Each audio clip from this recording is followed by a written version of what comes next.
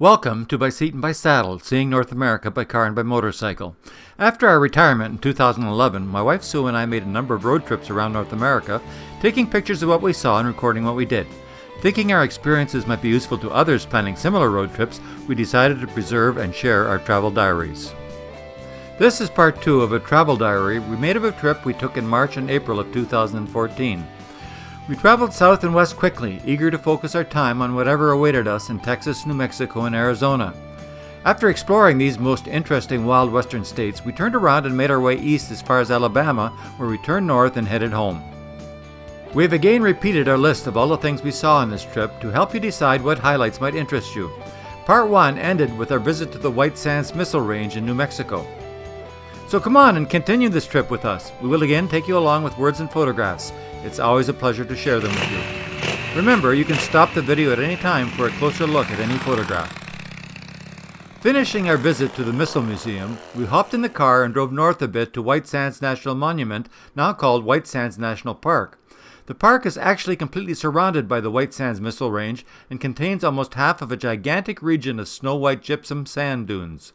These dunes cover 275 square miles and are the largest such formation on Earth. The gypsum dunes began to form about 7,000 to 10,000 years ago, and studies show that the formation process is still ongoing. Some of the dunes are up to 60 feet high. Kind of hard to believe that the same material as the drywall in your house. Some of the scenery in the dune fields was simply stunning. It seems amazing that yucca cactus could take root and thrive in the gypsum sand. The dunes were also an unbeatable playground, simply great for hiking and sliding. We watched kids zipping down on saucer sleighs which could be rented at the entry to the park. Kids at home can only do this on snow and would probably be envious. However, what kind of a snowman can you build with gypsum sand? We had a lot of fun hiking.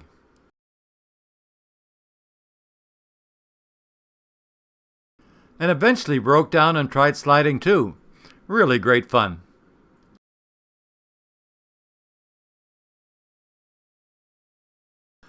Now, totally unbeknownst to us, Saturday, April 5th happened to be a very special day at the White Sands Missile Range. It was one of only 2 days per year that the public is allowed to enter the Trinity Site. The Trinity Site is located on the northern edge of the White Sands Missile Range and is the exact spot where the first atomic bomb in the world was detonated. This event happened on July 16, 1945. The name Trinity was chosen by Robert Oppenheimer himself. There were people there from many other countries, including a couple we met from Canada who had flown down especially to catch this special day. This is what remains of a steel tank named Jumbo blasted apart by 8 500-pound bombs that sent fragments flying 3/4 of a mile. First, a short explanation. The first atomic bomb used plutonium fuel and was triggered by conventional explosive charges. Plutonium is highly radioactive, exceptionally costly, and was really difficult to replace at that time.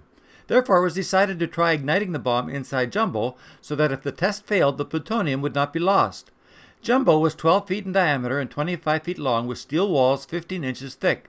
In the end, project officials decided the Jumbo test was unnecessary, and so Jumbo was simply blown apart with conventional explosives. However, the remains reinforce a visitor's feeling of awe at the power of such explosive destruction. This is a photo of the atomic bomb explosion. It equaled the explosion of 25,000 tons of TNT and melted the desert sand in a 330-yard radius. The melted sand hardened into a slightly radioactive green glass called trinitite. The shock wave was felt over 100 miles away, and witnesses said the explosion lit up the countryside more than the sun. This photo shows the crater created by the blast. It was about 4.7 feet deep and 88 yards wide.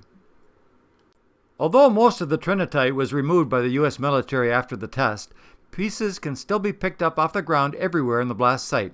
We easily found a number of pieces. We also saw vendors who had set up stands outside the Trinity Site offering trinitite pieces for sale. Hope the people buying these as souvenirs didn't carry them around in their pockets too long.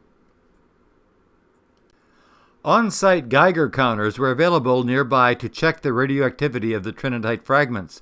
The pieces we found were indeed still radioactive, and this was 69 years after the detonation. A couple of hours' drive northwest of our campsite at Elephant Butte State Park is another incredible site, the Very Large Array, or VLA, of the National Radio Astronomy Observatory. The VLA is the most powerful and widely used radio telescope in the world. It has enabled discoveries like the detection of water ice on Mercury and the first microquasar in our Milky Way galaxy. A few years ago, it was even used to search a couple of the nearest galaxies, one being Andromeda, our nearest neighbor, for possible signals from advanced civilizations. The antenna of the array is made up of 27 parabolic dishes, plus a spare, each 82 feet in diameter. The dishes roll on rails so they can be moved to different locations and configured as needed for observations of distant space. Everyone who has seen the 1997 movie Contact starring Jodie Foster has actually seen these dishes before, because much of the movie was filmed at the VLA. The plot centers around the search for extraterrestrial intelligence, or SETI, and decryption of a radio signal from an alien intelligence. The rails on which the dishes roll are laid out as a giant Y. The arms of the Y are 13 miles long, and each arm has 9 of the 27 dishes. The wider the array and separation between dishes, the better the resolution of the information received.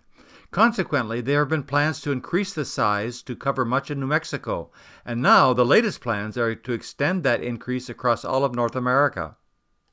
The dishes are moved to their required positions by this huge 200-ton transporter. Interestingly, the desert site on which the VLA is built is so remote it is home to herds of pronghorn deer. This remoteness and the surrounding ring of mountains are vital because the cosmic radio waves are so faint it is essential to minimize all electrical interference. The desert climate is also very important since humidity would distort the radio waves collected. When we were there, site tours were only given on the first Saturday of every month, exactly when we happened to be there. Apparently, it is now open 7 days a week. Our guide was a research associate from Canada, but unfortunately we don't remember his title or his full name. His explanations of how the arrays worked and the intricacies of the signal processing were detailed and clear. We were especially interested in a key Canadian contribution to the VLA, the OK Correlator. It is a supercomputer designed and built by the National Research Council of Canada and can do 16 quadrillion operations per second. WIDAR stands for Wideband Interferometric Digital Architecture. If somebody asks. Housed in its own Faraday cage-equipped room, this supercomputer extracts the priceless data from the cosmic radio emissions. So, this is the end of Part 2. In Part 3, we check out Arizona, starting with Tombstone, a town indelibly linked to the famous Wild West legends of our youth, like Wyatt Earp and the gunfight at the OK Corral. We also visit the site of an immensely powerful intercontinental ballistic missile that could fly 16,000 miles per hour and carry a thermonuclear weapon with the explosive power of 90,000 railway boxcars full of TNT. This missile was instrumental in Cold War deterrence, but was also used to launch American astronauts and satellites into orbit and to send probes to Mars and the outer solar system.